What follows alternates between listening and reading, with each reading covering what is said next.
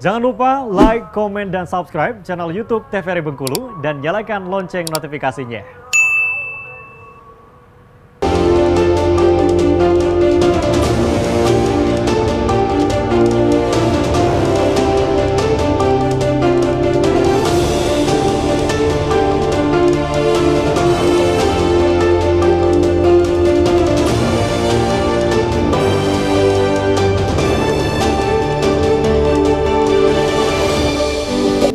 Terima kasih pemirsa TVRI Bengkulu, Anda kembali menyaksikan Perendo, tentunya masih bersama saya Afriko Zuhri dalam tema kita kali ini, jaga kondusivitas jelang pilkada.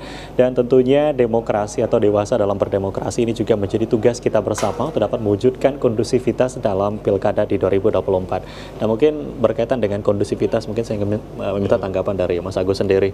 Bagaimana mungkin pilkada yang sebentar lagi akan kita laksanakan untuk dapat mewujudkan kondusivitas, ini seperti apa?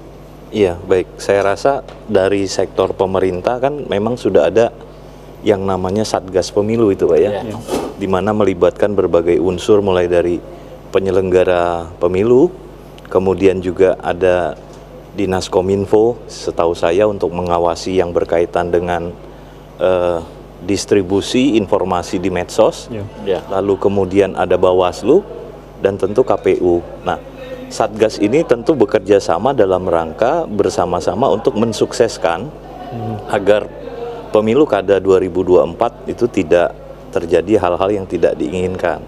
Karena ketiga aspek itu menurut saya menjadi elemen penting bagi pemicu kalau ada salah satu misalnya ketika penyelenggara kita anggap tidak menegakkan aturan yang pas, mungkin terus ada peserta pemilu dan masyarakat. Nah, ketiga elemen ini menurut saya merupakan faktor penting yang menentukan penyelenggaraan pemilu ke depan dalam konteks pemilu kada itu bisa tetap kondusif. Karena kalau salah satu elemen ini kemudian ada yang memicu, itu tentu akan terjadi hal-hal yang tidak kita inginkan. Itu kalau menurut saya. Lalu tadi disampaikan juga oleh Pak Eko bahwa salah satu sebetulnya yang menjadi penghambat dalam kondusivitas adalah netralitas tadi ya Pak. Salah satunya netralitas dari ASN dan sebagainya. Menjadi faktor. Iya, bisa menjadi faktor salah satunya seperti itu. Nah, kalau dari Mas Agus sendiri, kira-kira faktor apa saja gitu ya yang bisa menjadi faktor-faktor sehingga kondusivitas dalam pilkada ini bisa terganggu, walaupun sudah ada elemen dari tiga elemen yang penting tadi. Iya. Faktor utama sebetulnya bagaimana narasi yang dibangun sebetulnya ya. Dan narasi yang dibangun ini tentu menggunakan berbagai saluran atau kanal media. Nah, masyarakat itu atau grassroots itu bergerak biasanya ketika dipicu oleh narasi-narasi yang ada menyinggung soal SARA. Ya, ada isu-isu yang kemudian menurut masyarakat itu perlu respon. Nah, tentu dalam konteks itu perlu kita sama-sama menjaga yang namanya saluran juga, bukan hanya ASN-nya Pak, tapi juga saluran di mana informasi itu terdistribusi juga harus diawasi. Karena ketika satu informasi yang berhubungan dengan wacana atau isu-isu SARA mampu menggerakkan grassroots, ketika pilkada di DKI tahun 2017 terjadi penolakan terhadap kandidat tertentu.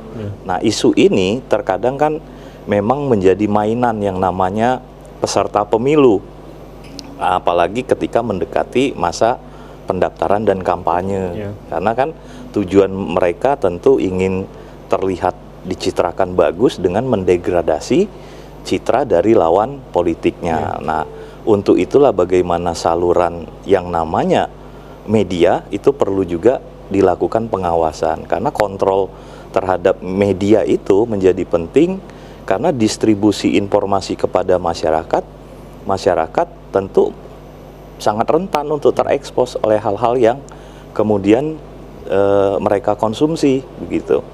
Nah, makanya menurut saya penting juga pada tataran peserta pemilu dalam konteks ini calon-calon kepala daerah untuk membangun narasi yang sifatnya tidak saling menjelekkan atau menjatuhkan kandidat lainnya gitu. Oke, jadi kalau kita bicara terkait dengan membangun narasi, apalagi tadi mungkin banyak isu-isu terkait dengan isu SARA gitu ya, mungkin sering sekali kita temui dalam pelaksanaan pilkada dan juga pemilu.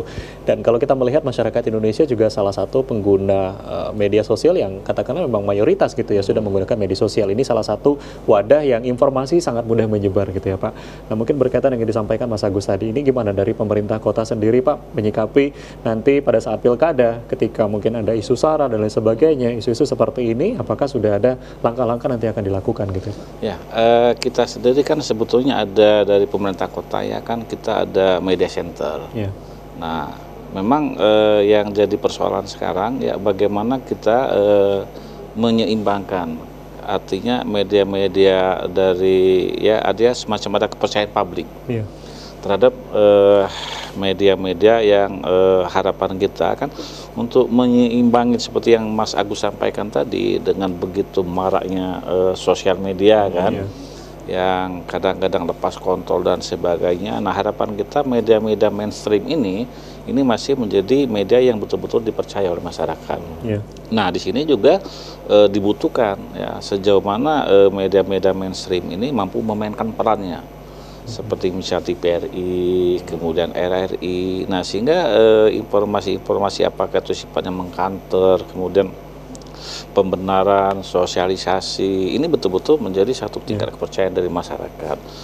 Nah, kalau misalnya masyarakat dengan media penyimbang informasi publik ya yang beredar di sosial media itu tidak mampu dimainkan, nah ini yang bisa masyarakat kemana lagi hilang kepercayaan. Nah, dan itu yang memang harus dilakukan oleh pemerintah. Nah, terus yang kemudian adalah sosialisasi. Sosialisasi di sini ya bagaimana agar masyarakat itu lebih dewasa, apalagi di era digital ini ya Mas Agus ya. Era digitalisasi ini, wah ini luar biasa ini kan. Informasi yang sampai itu bukan lagi hitungan menit, hitungan detik. Nah, sehingga pandai-pandailah, makanya kita dalam sosialisasi ini untuk masyarakat lebih dewasa dalam menyerap informasi.